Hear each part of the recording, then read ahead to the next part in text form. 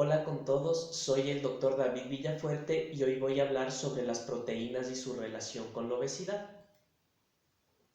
A veces creemos que solo los carbohidratos engordan y podríamos comer proteínas indefinidamente, sin temor a subir de peso.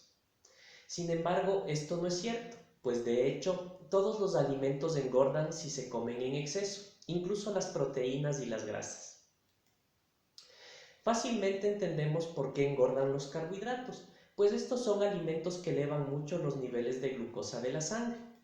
Y para reducir y normalizar estos niveles, el páncreas produce insulina, una hormona que lleva el exceso de glucosa fuera de la sangre, hacia el hígado donde se almacenará para usos futuros y hacia el tejido adiposo donde se almacenará como grasa, y así engordamos.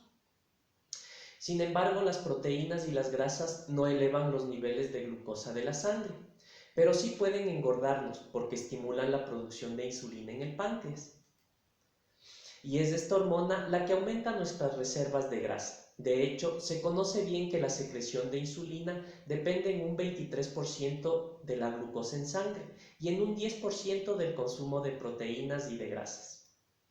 Entonces, nos preguntamos por qué las proteínas estimulan la producción de insulina, aunque no elevan la glucosa de la sangre. Esto se debe al efecto incretina. Las incretinas son hormonas que estimulan la producción de insulina y se producen en el intestino delgado y el estómago, cuando comemos cualquier tipo de alimento, incluyendo grasas, proteínas, carbohidratos e incluso edulcorantes no calóricos. Por ejemplo, las incretinas son responsables del 50 o 70% de la secreción de insulina después de que ingerimos glucosa.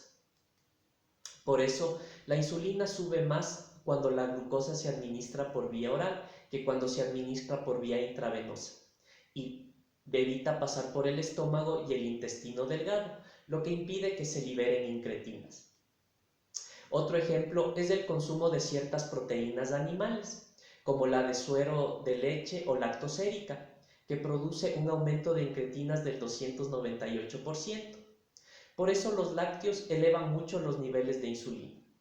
Esto no quiere decir que comer proteínas inevitablemente nos hará subir de peso, porque solo una de las funciones de las incretinas es aumentar los niveles de insulina. Las incretinas también pueden aumentar la sensación de saciedad y así ayudarnos a adelgazar. Lo que sucede es que estas hormonas vuelven lento el paso de comida del estómago hacia el intestino, lo que hace que la comida se quede más tiempo en el estómago, lo que nos hace sentir más llenos. Por eso en estudios donde se compararon los efectos de distintas proteínas, se observó que quienes tomaron suero de leche tuvieron menos hambre que quienes comieron otras proteínas como la de huevo, atún o pavo. Así vemos que las incretinas tienen dos efectos contrarios. El primero es estimular la producción de insulina, lo que nos hace engordar, y el segundo es disminuir el apetito, lo que nos puede ayudar a adelgazar.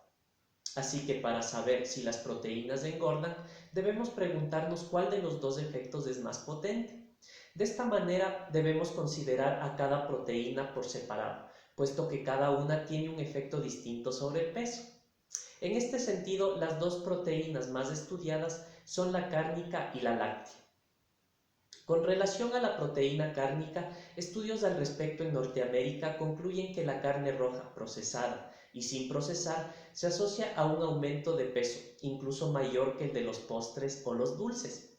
Además, estudios en Europa concluyen que las carnes de ave y procesadas también suben de peso, incluso si se lleva un control de calorías. Así que en el caso de la carne parece que predomina el efecto engordador de las incretinas.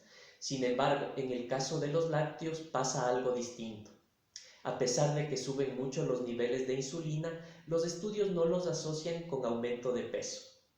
De hecho, investigaciones en Europa concluyen que la leche entera, el queso y la mantequilla se asocian a una disminución del aumento de peso, mientras que en Norteamérica estudios a largo plazo muestran que la leche y el queso tienen un efecto neutro sobre el peso, aunque el yogur parece ser especialmente adelgazante.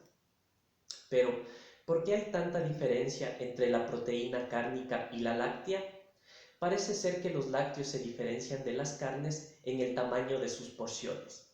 Por ejemplo, Es fácil y común comer un bistec grande de carne, o medio pollo, o una parrillada. Sin embargo, comer un enorme pedazo de queso es poco común y más difícil. Es decir, las raciones pequeñas de los lácteos nos protegen de engordar. En términos prácticos, esto significa que independientemente del tipo de proteína que comamos, no debemos excedernos en su consumo, pues podemos engordar. En cambio, ingerir proteínas moderadamente puede ser beneficioso, porque podrían ayudarnos a disminuir el apetito y así podríamos adelgazar. Esto ha sido todo por hoy. Nos vemos en el próximo video. Muchas gracias.